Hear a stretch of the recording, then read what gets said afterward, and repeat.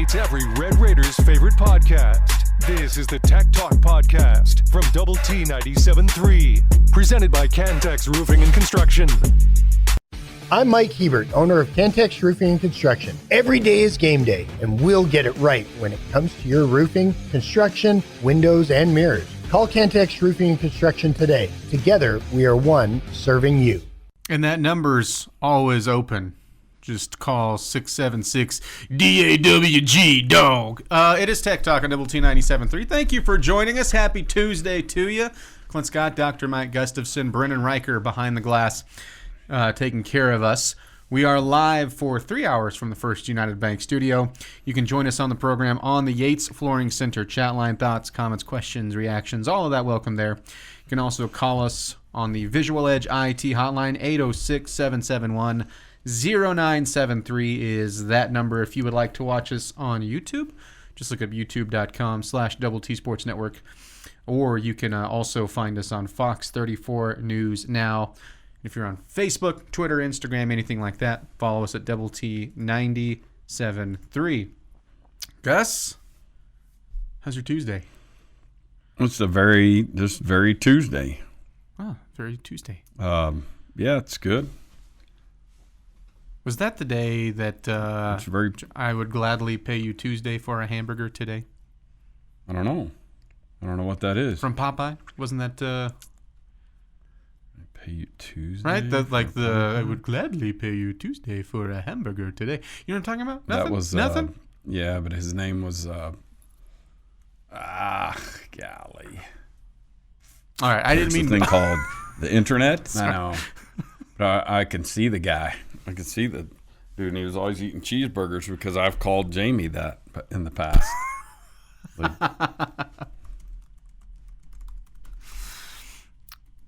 Okay. Brennan, how are you? Good. Wimpy. J. Wellington Wimpy. Oh, I thought he was calling me Wimpy, and I was about to be like, dang, Gus. Yeah,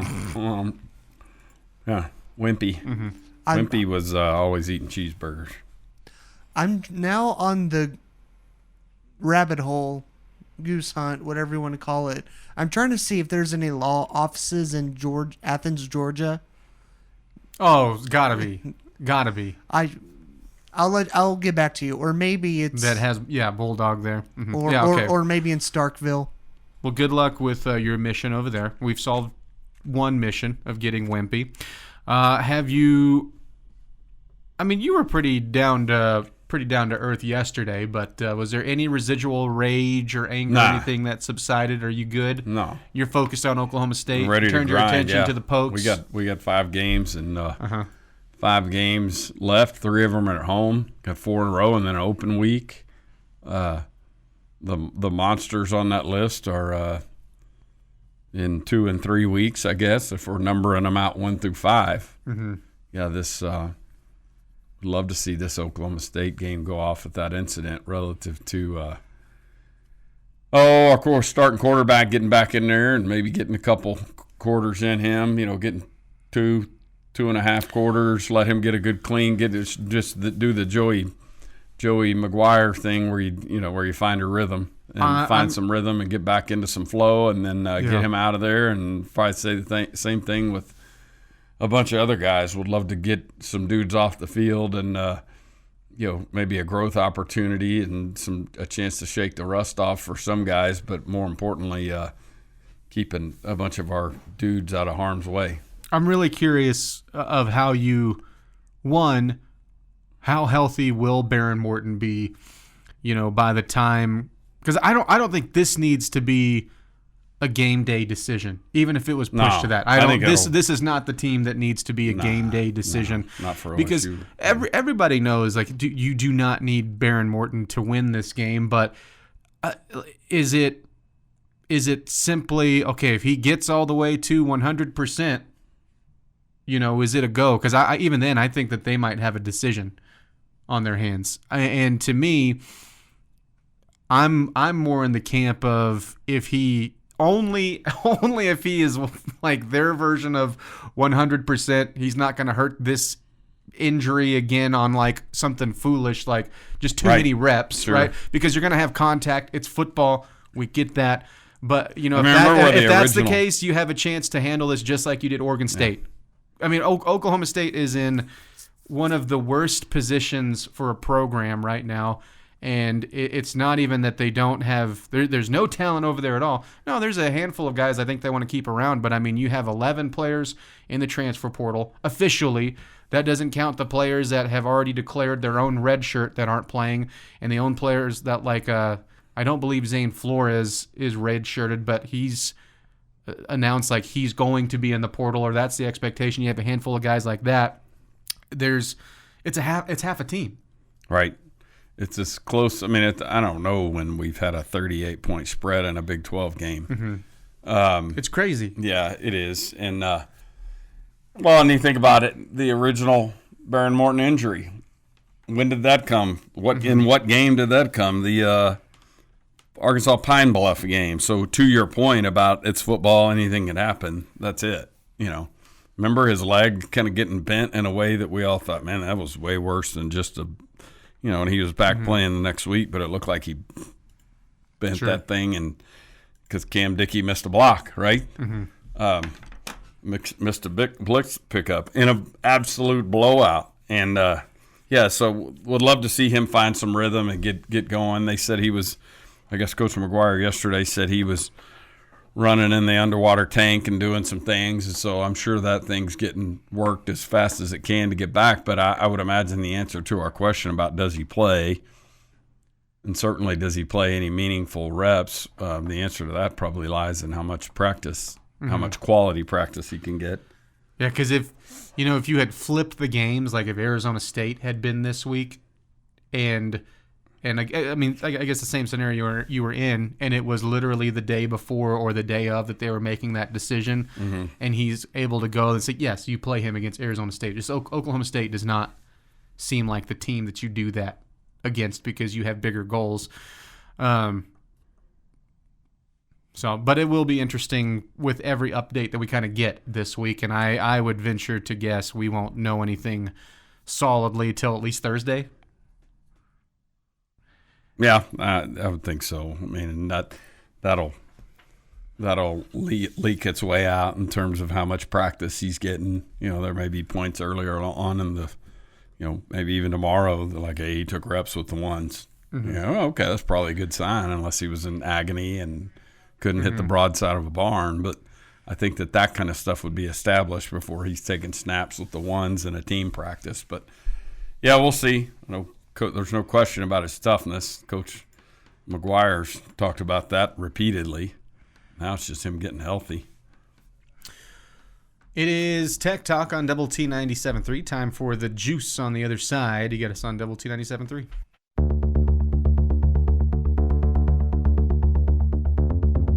The podcast put together with Red Raider fans in mind. This is the Tech Talk Podcast from Double T 97.3, presented by Cantex Roofing and Construction.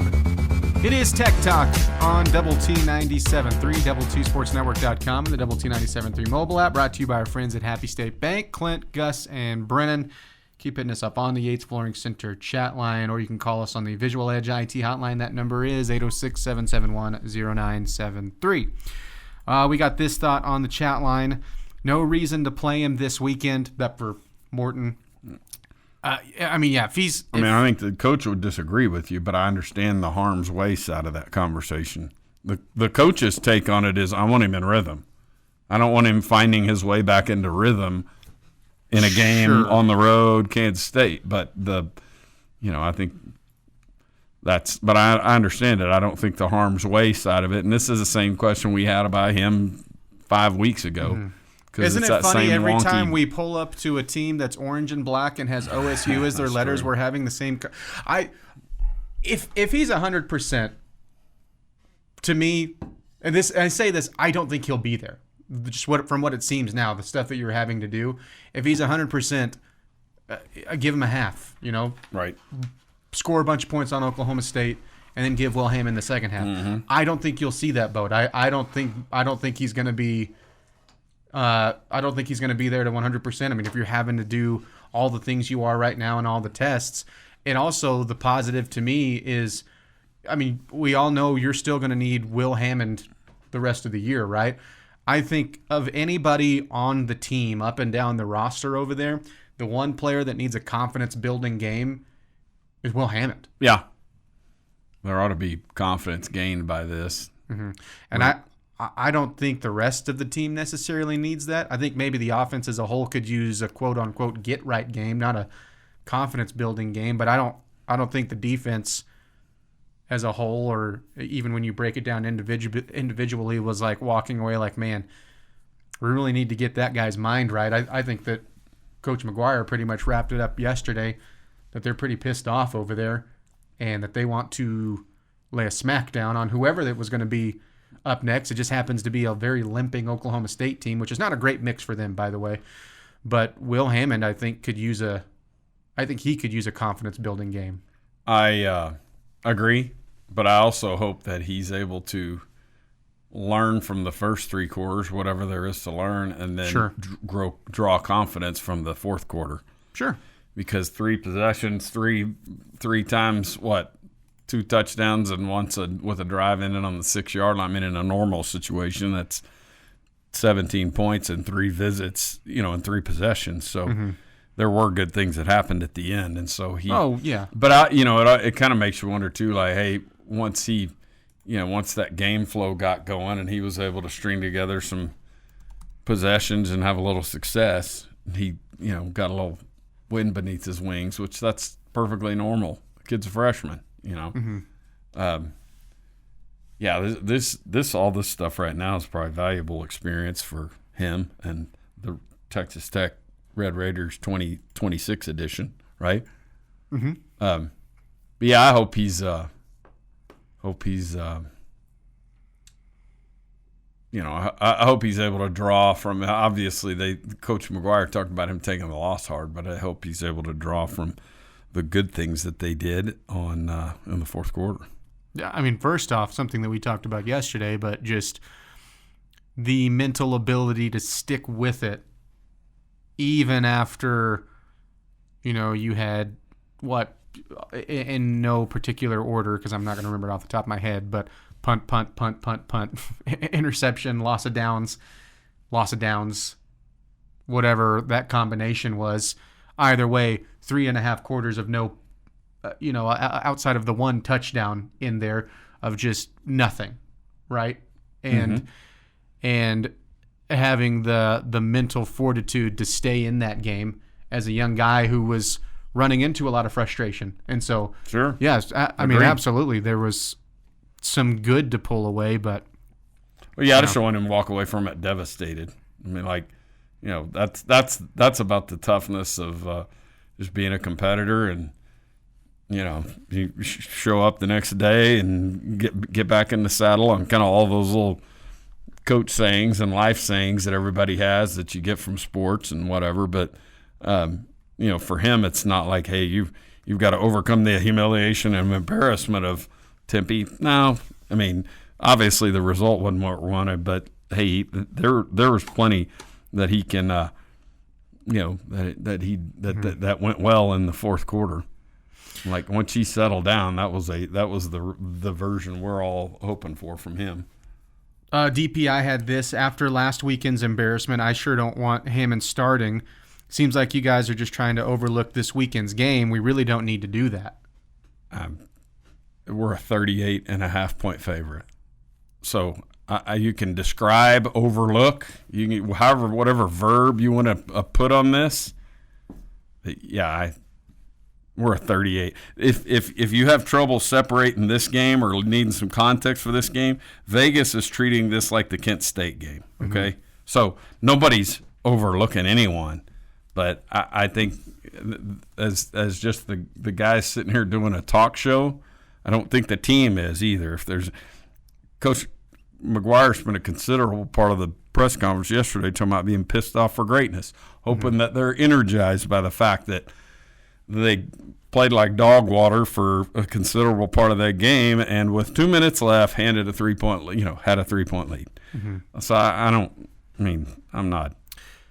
I don't buy that word. If you struggle, I don't know who's overlooking them. Sure. Vegas, then. Maybe Vegas is overlooking them. Sounds like DPI needs to go put some money down on OSU to cover 38.5.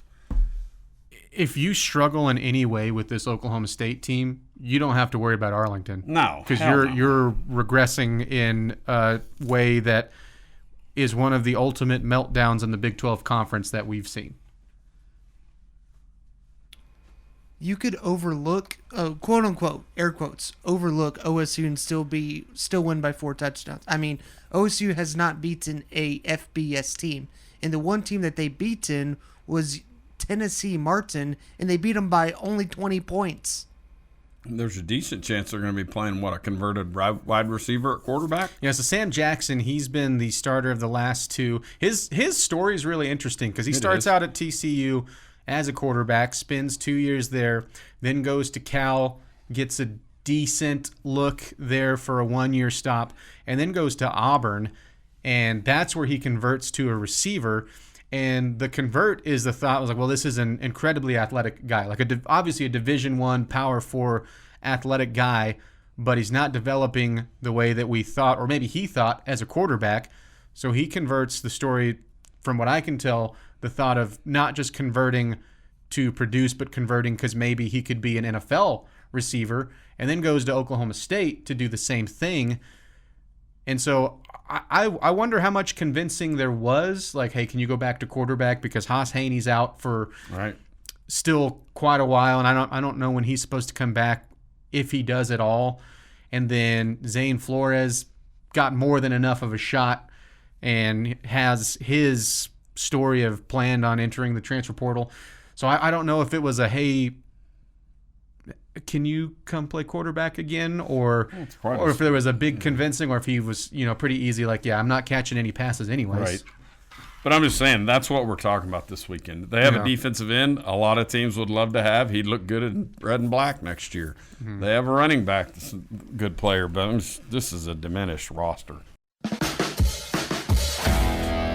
The podcast put together with Red Raider fans in mind. This is the Tech Talk Podcast from Double T 97.3, presented by Cantex Roofing and Construction. It is Tech Talk on Double T 97.3. Clint, Gus, and Brandon. We will go back to the chat line in just a moment. But first, Mr. Brandon has a play of the day for us.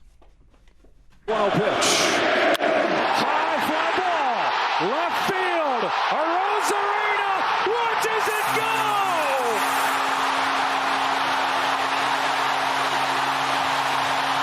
Payoff. He is stricken out. And for the first time in 32 years, the Blue Jays have won the pennant. In a Game 7 thriller, the Blue Jays beat the Mariners to win the pennant and advance to the World Series. George Springer, 3-run homer in the 7th. Not that I'm a Springer fan, but whenever you hit a homer like that in that situation and the crowd loses its ever-loving mind, that's sweet. That's awesome. Agree. Oh, I think it was just confirmed that Brendan Ranker's a big George Springer fan. No, I'm with him on that. Again, especially when I don't have a dog in the hunt. If that was against my team, I'd have been devastated. aching. But yeah, that and I did kind of hate it for Seattle fans, just because they still haven't been. That was as close as they've gotten. They've been to the ALCS 3 or 4 times now and haven't. This was, I think, the first time to get the final Game 7 in that situation. But yeah, so it's, again, I don't have a lot of hate ginned up for either one of those AL teams. Well, and it started out so well for them, right? Like if you're a Mariners fan and you're just looking at the start of that series, like, oh man, so we just went to Toronto and won the first 2 games. It's coming back here. Even if all we have to do is win one of the next 2, and we're in a great place. And then they didn't. I guess you have I guess it's 3 there, but still, like, you're just going, just don't screw it up at home. Mm-hmm. In which we know that they did. Yep, they did. How about that? This on the Yates Flooring Center chat line. Oh, this is a interesting thought. I love all sports equally, but baseball has the best stories. Well, one thing baseball does well. I mean, and it's just the nature of it. It's got the slow burn because of the length of schedule and just the length of the series. I guess followed closely by, I don't know closely, but followed by hockey and NBA, which have almost an identical length of season and length of playoffs. Football's crazy popular, but it's relatively speaking a quick burn, right? No 3-game series, no best of 5. I mean, and understandably why, the nature of the game. But yeah, this thing starts in February and March, and the actual games start in late March and April and go as long as they do, and then you just think about the trek to get here. Crazy. You know what? I've noticed before. I'm not like the biggest fan of the sport, but I would throw into like who has the best stories is boxing. Yeah. I mean, and part of it is you have these you literally, when you look at like the best of the best, sometimes we've talked about this from the TV network side. Sometimes you don't always have who is viewed as like the best 2 teams, the best story you're looking for, actually make it through the playoffs and meet in the Super Bowl, right? Or meet in the World Series. But you're going to get these prize fights, and especially back in the day, and you also have just the buildup of it, and you also get to hear them address one another, and that's part of the culture and was part of the culture. So you have a natural buildup there. And again, I'm not a big boxing fan, but I think I would have been when it was in its heyday. When you had like these living legends that, and it was at the peak of its popularity. I'm with you, and I think there's a lot to do with. I mean, one thing that sport, I've stayed in touch with one really good friend from grad school. When I was at Texas, and I can remember one of my first classes with him was, we had these different papers that we wrote, and this was a grad school class. And his was on unifying the boxing titles. Because one of the problems is that I can't even name them all. It's almost like pro wrestling. There's WWE and all the different. U.S. title. There's an Intercontinental title. There's the World Heavyweight Championship. There's the WWE Championship. You keep going. But you're making my point for me now. I know what you mean. What I'm talking about with boxing is actual sports and competition, but as opposed to performance. But we're still making the same point here. It's still real to me. Don't act so offended. No unification. You can be the champion of one. I can be the champion of one. Brandon can be the champion of one, and we've got 3 different. And it's it's that part of it's always kind of been a mess. It'd be like we've got the NFL over here and the USFL over here, and they're all making claims about which league's the best. It's just you can't. Can we somehow get together and make a champion out of this? Mm-hmm. But the answer to the boxing thing is no. But yeah, the Dear larger WWE, than life. The reason Gus doesn't like you is because you have too many titles, and it's that reason alone. Yeah, that's the only reason why. That and the fact that it's performance and not competition. There's that, but that's just small. That's not important. But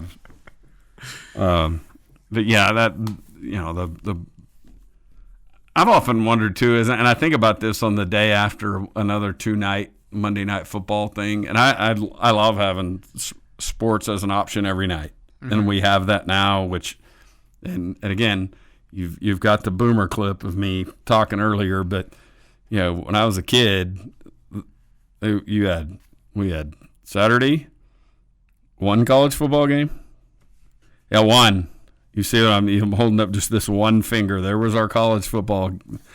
Later on, we got into a Southwest Conference game of the week, and so we might have, hold your breath, 2 college football games in a day, and then we had the NFL selection, which was usually was it like the mind blown? Like I just don't know which one. Usually we'd have 3 NFL games, one involving the Cowboys, and then an early late situation. No Sunday night, and then a Monday night game, and then it was a sports desert until Saturday again. You know what you're in right now? 49 straight days. You're in the thick of it, Gus. Exactly. All the football you could want. And I think that's it's Who do we have tonight? We most certainly can take it for granted, and certainly your generation has grown up with this, and for the most part, mine has too. I think I was in the 7th or 8th grade when ESPN came about, and it got to cable here in Lubbock, and we're sitting there watching a random college basketball game on a Tuesday night, going, "This is great." But I just think about that, and I'm like, 2 Monday night football games, after being able to watch a Thursday game and then at least 3 during the afternoon on Sunday plus the Sunday night game. It's like, it's great, but it's also like, it's not can't see TV anymore.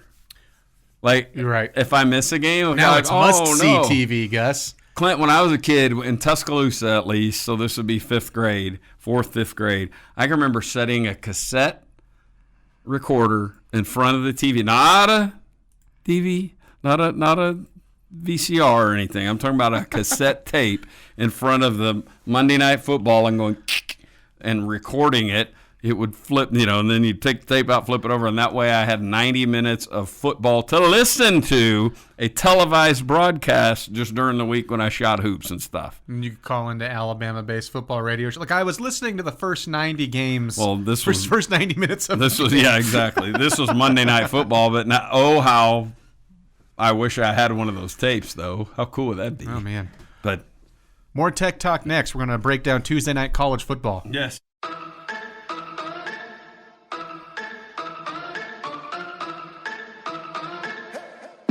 The podcast that finishes your workday in a very Red Raider way. This is the Tech Talk Podcast from Double T 97.3, presented by Cantex Roofing and Construction. It's Tech Talk on Double T 97.3, DoubleTSportsNetwork.com, and the Double T 97.3 mobile app, brought to you by Happy State Bank. Perfect.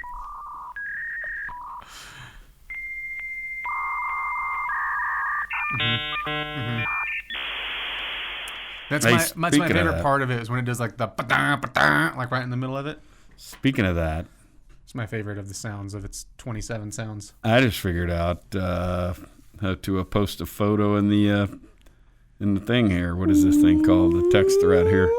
On the Yates Flooring Center chat line. Bada bing. And Clint, to our point earlier, this is the largest point spread in Big 12 history. Now I will say this graphic goes back to 2008, so Yeah.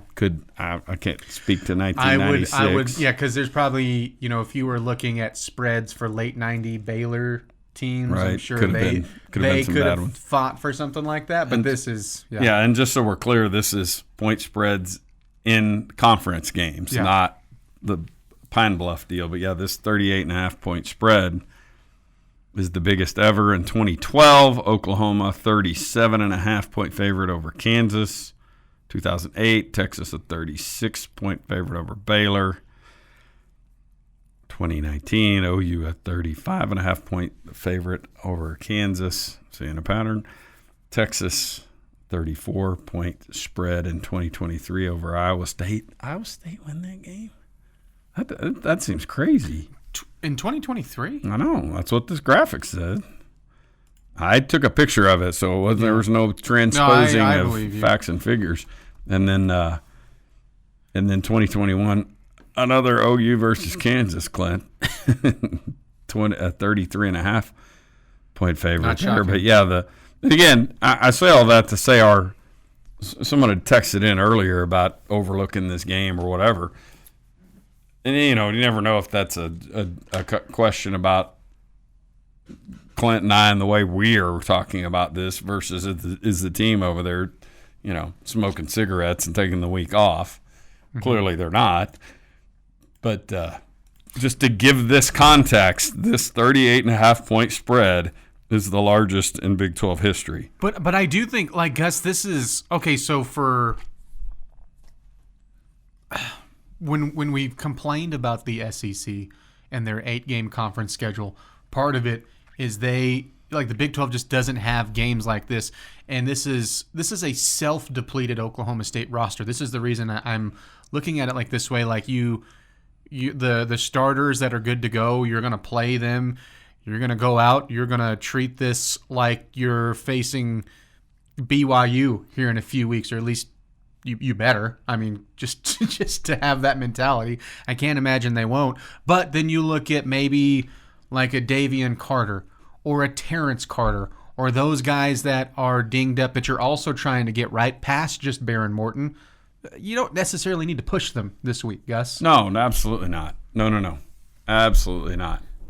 If you do, and I don't think, again, if that was the make or break for you to have a good performance against Oklahoma State, you will not be in Arlington. You don't have to worry about looking at side schedules and, hey, who's Cincinnati got this week, and boy, I hope someone could help us out with Arizona State. You don't have to worry about any of that. You won't get there yourself. Right.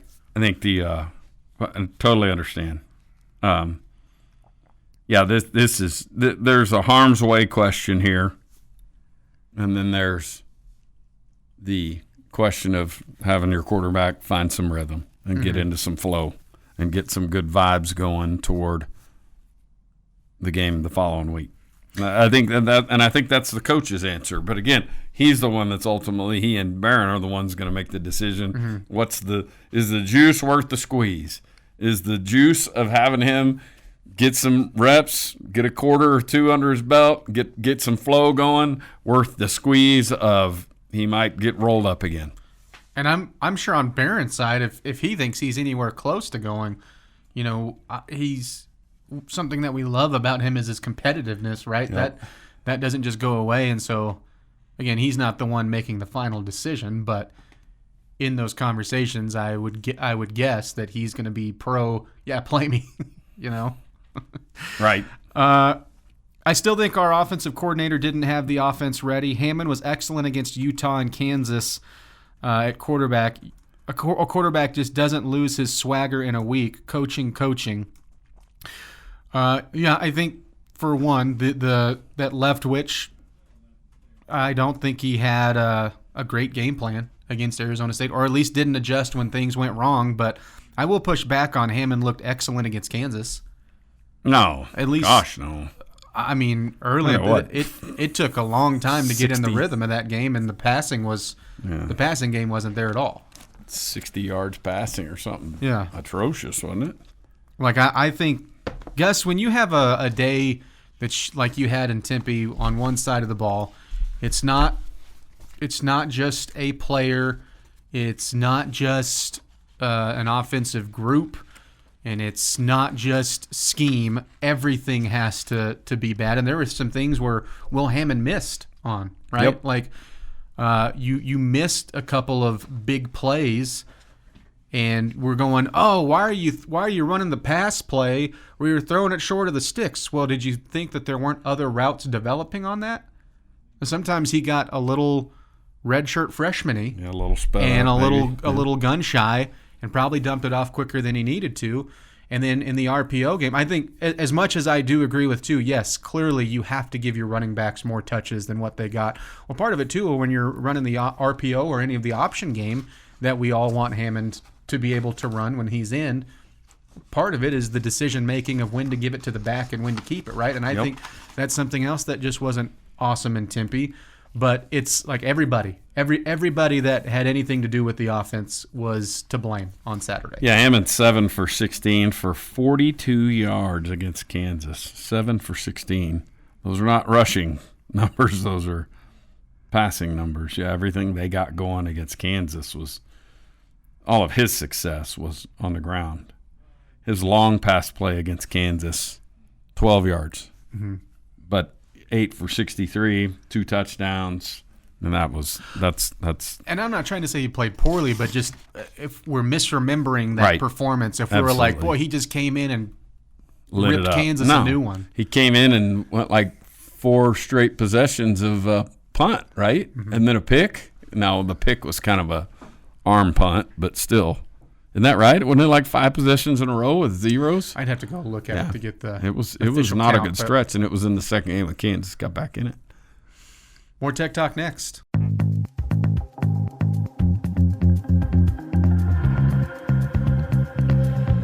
the podcast that finishes your workday in a very Red Raider way. This is the Tech Talk Podcast from Double T 97.3, presented by Cantex Roofing and Construction.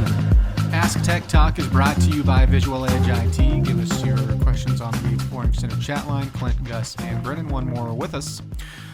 We got this. Why can't we do like the Pittsburgh Steelers and other teams do and have Tech terrible towels or something similar, the tortilla towel? Yeah, I agree. I think that would be that would be maybe a suitable alternative. I have terrible towels at home. It's been done before. Mm-hmm. Those things are probably from the 90s. In fact, one of them. In fact, I just got through donating a bunch of that stuff to the Southwest Collection, which is houses, among other things, the University Archive. And there were some Dirk West, I like Spike type towels that I donated to them, and like in the last 6 months. And so they've done it. But yeah, that would be cool. Kind of and maybe the thought there is, let's just not even say the T word around the stadium for a little while. You know, one thing about throwing like a towel is it wouldn't throw very well, right? If you just got furious, it would just go poof, and it's not. You'd have to really wet it before you throw it. No, it's not. Good job, Clint. Good job. Sorry, don't do that. Giving all the degenerates an idea. Bullfighter has this question. I'm glad this was brought to us. Tech Talk. Does a straw have one really long hole or two holes? To me, it's got two, because if you just had one end unsnipped, you could still have the one hole on one side. So it's two holes for the straw. There you go. This on the Yates Flooring Center chat line. Has any school ever stormed the field versus Texas Tech football? I can't remember that ever happening in our history. Until last week. I can say it has, but it was the saddest storming you've ever seen. The Kansas game when we jacked up the punt block. Uh-huh. Yeah. Instead of a field storming, it was more like a field sprinkle. But that was less to do with like how awesome the Red Raiders were going into that game, and more to do with Kansas not used to winning Big 12 games. But still. Yeah. I'm saying this is to the question. Yes, this was a different type of storming. Like, right. This is the my son texted that when that happened. Very, very different. This is a different feeling. Like, yep.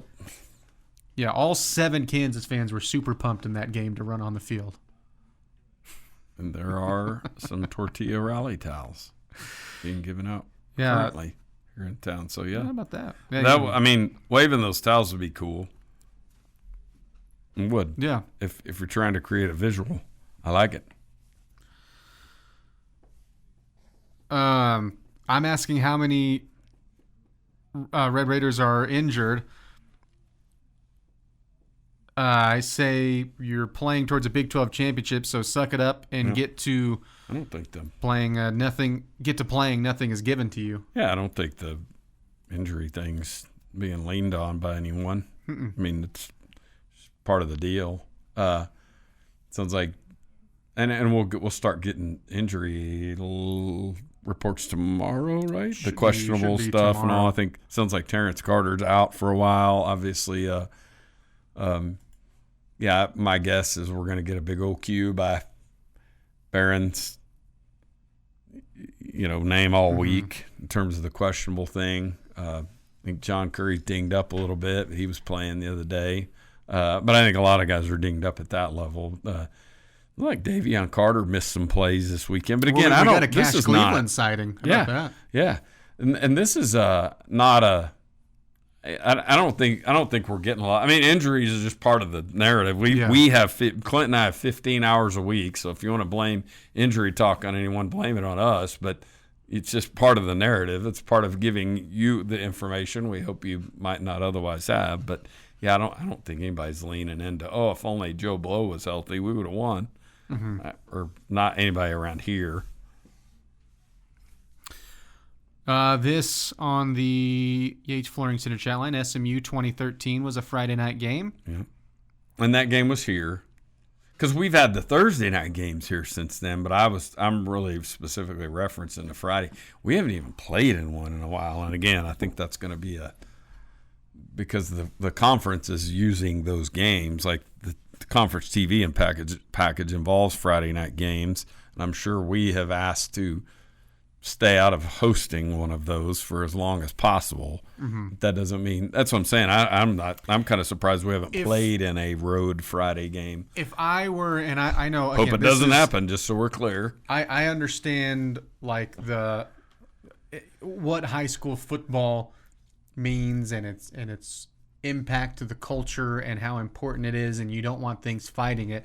But if I were a Big 12 school that maybe didn't naturally have a bunch of eyeballs on my program, and I'm thinking like the Houston types that have played a couple of Fridays, or like a Cincinnati or something like that, I don't necessarily think Fridays are the worst thing. No, I know. Right? Because you have people naturally tuning into those games. I know. And so I know, I mean, I think it's more cultural. I think it's a big deal to our head coach. Yeah. But I also think everybody understands that, with just what you said. And there's some unique opportunities there because a lot of folks are home on Friday nights and there's minimal. It's not like the normal Saturday afternoon where there's literally 12 games on, and so much to pick from on Friday nights that you can get a lot of eyeballs and, but I just do not host one of those. I don't mind the road side of that. No, and I that's don't. just me saying know, that as a fan. I don't know if I would want like what the ACC just had, where maybe like one of my primetime games was going to be on a Friday, because Miami and Louisville, that was a huge game for that conference. And maybe the argument is, well, it was a big game, so you're going to have extra eyeballs, even more so if you can get it where it's not competing against Alabama versus Missouri or whatever. Yeah. So I guess I could see the argument on that side, but I would prefer my big-time matchups to be on the sacred day of college football. Yeah. I got you. SMU 2013 was in Dallas on the chat line. Okay. Is Carter expect? It's hard for me to differentiate between Friday and Saturday on those. Mm-hmm. We also have had some Labor Day weekend deals that were on different nights, where you're like, well, that's fine. If we had a Labor Day Sunday game, I wouldn't think twice about that. Squeaky Wheel had, is Carter expected to be out for an extended time? And my assumption is that's Terrence Carter. I would think that's more, because Davian Carter was fighting through his, and the last we saw of Terrence Carter, he gets the ankle, whatever, injured, or was already dinged up coming into the game, leaves, is getting worked on the sideline, comes back in, and then gets carted off. We haven't heard anything. We haven't heard a timetable. Yeah. I thought that there was something said by the offensive coordinator about him being out. Now, could that mean out for a week versus out for the season? That to me is what I was responding to when I heard that. I was like, did he mean one game or till January? I could see what's confusing with it is I was going to be shocked if he played. Again, to go back to Oklahoma State, I would have been shocked if you forced him back for this game for any reason. I would imagine the hope there is that he's out a couple weeks, but I don't know the answer to that. And it's where our depth helps, man. When John Carlos Miller is your backup option, I say backup, but your other option at tight end, you're pretty good. More Tech Talk tomorrow. This has been the Tech Talk Podcast, presented by Cantex Roofing and Construction. Check out our library of Double T 97.3 podcasts at doublet97.3.com.